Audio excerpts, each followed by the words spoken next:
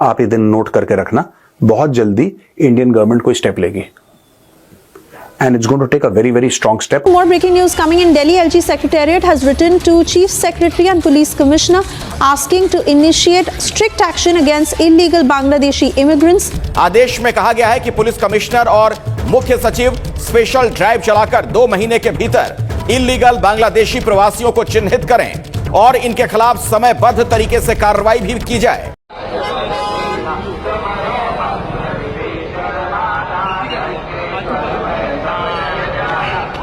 हमने 55 जाने दी उस मुल्क को आजाद कराने के लिए, और आज की तारीख में उन्हीं के फौजी जिनके बाप दादा उस समय दुबक के बैठे थे, कहीं पे दुबक के बैठे थे क्योंकि पाकिस्तानी फौज मार रही थी, आज वो हमें धमकी दे रहे हैं और ये कह रहे हैं कि हम बंगाल पे, त्रिपुरा पे, असम पे कब्जा कर लेंगे। और तो और अब इवन आर्मी के जो जनरल्स हैं, मैंने कल 2-3 वीडियोस देखी हैं, वो कह रहे हैं हम 4 दिन में कलकत्ता पहुंच जाएंगे। बांग्लादेश नेशनलिस्ट पार्टी यानी बीएनपी के एक लीडर हैं, उनका नाम है रूहुल कबीर रिजवी, जिन्होंने अपनी पत्नी की भारतीय साड़ी जलाकर भारत के खिलाफ विरोध प्रदर्शन किया। ये जो दबा के, डरा के घर जलाना, औरतों को उठा के ले जाना, ठीक है, बांग्लादेश का गला घोट देंगे यार हम लोग, धीरे धीरे खत्म हो जाएगा बांग्लादेश, मैं आपको बता रहा हूं। तो तरह तरह के वीडियोस आ रहे हैं जिसमें ये भी देखने को मिलता है कि जो कट्टरपंथी हैं वो माइनॉरिटीज को डरा रहे हैं। और अगर 13.5 मिलियन हिंदूज हैं बांग्लादेश में, तो अगर वो इंडिया का हिस्सा होना चाहें, क्योंकि टू बी ऑनेस्ट इंडिया के अलावा उनको कोई नहीं बचा सकता हिंदुओं को। ममता बनर्जी जो हैं, दीदी जिसको हम बोलते हैं, who is the honourable chief minister of West Bengal, उन्होंने क्या बोला है? उन्होंने बोला है कि यार ये लोग कह रहे हैं कि त्रिपुरा ले लेंगे, असम ले लेंगे, वेस्ट बंगाल ले लेंगे और हम लोग वहां पे लॉलीपॉप खाएंगे। नमस्कार दोस्तों, जैसा कि हमें पता था कि बहुत जल्द भारत सरकार इमिग्रेंट बांग्लादेशियों के खिलाफ एक बहुत बड़ा एक्शन लेने वाली है, और बिल्कुल वैसा ही हुआ है। दिल्ली एलजी सेक्रेटेरिएट ने दिल्ली के chief secretary and police commissioner को 2 महीने के अंदर इन इलीगल बांग्लादेशियों पर कंप्लीट ब्रेकडाउन कर इन्हें आइडेंटिफाई कर वापस बांग्लादेश भेजने का आदेश दे दिया है। और ये भारत सरकार की तरफ से पहला सबसे बड़ा एक्शन है जो बांग्लादेशी इमिग्रेंट के खिलाफ लिया गया है। वैसे ही अब भारत और बांग्लादेश के रिश्ते इतने बिगड़ चुके हैं कि बांग्लादेश के एक नेता ने तो अपनी वाइफ की इंडियन साड़ी को रोड पे आग लगाते हुए इंडियन प्रोडक्ट्स को बांग्लादेश में बैन करने की धमकी दे रहे हैं, और दूसरी तरफ इनके एक्स आर्मी जनरल्स भारत के बिहार, उड़ीसा को ऑक्यूपाई करने की धमकी दे रहे हैं।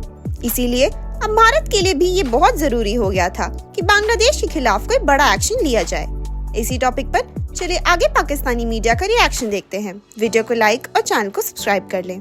ये जो दबा के, डरा के घर जलाना, औरतों को उठा के ले जाना, ठीक है, बांग्लादेश का गला घोट देंगे यार हम लोग, धीरे धीरे खत्म हो जाएगा बांग्लादेश, मैं आपको बता रहा हूं। जो बांग्लादेशियों को ये गलतफहमी है कि आपको आजादी मिल गई, कोई आजादी नहीं है।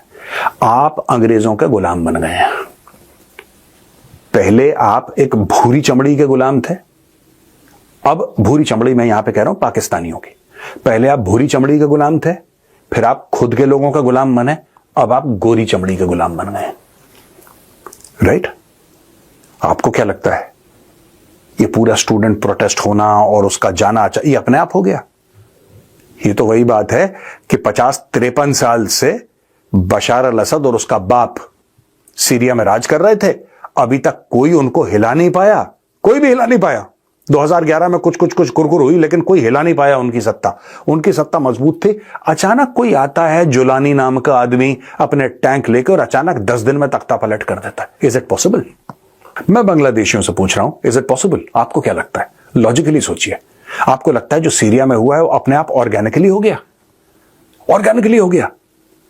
आज की तारीख में आपको पता है दुनिया भर में लोग क्या डिमांड कर रहे हैं कि सीरियंस आए थे हमारे मुल्क, कोई ऑस्ट्रेलिया गया, कोई न्यूजीलैंड गया, कोई कनाडा गया, कोई यूएस गया, कोई यूके गया, पूरे दुनिया भर में फैले।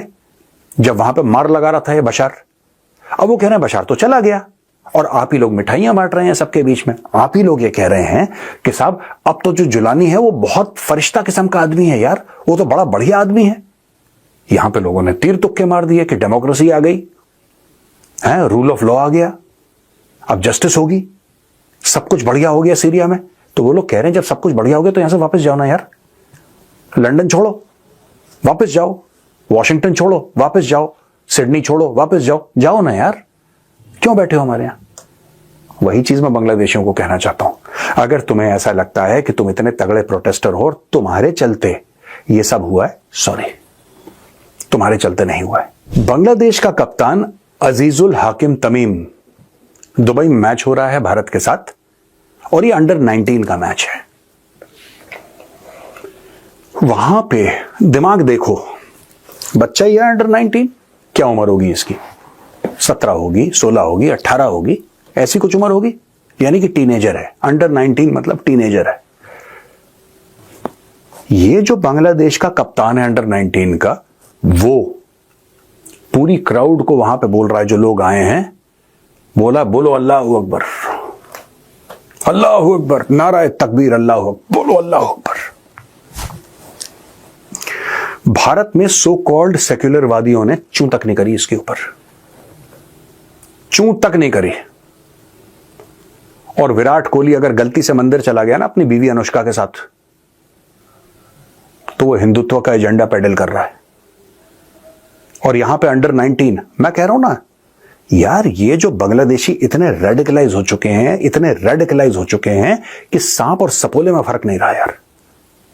ये टीनेजर है, ये अंडर 19 है, तो हम इसको सपोला मान लेते हैं। हम अभी पूरा सांप नहीं बना, लेकिन जहर है इसके फन में, हम ये मान के चलेंगे।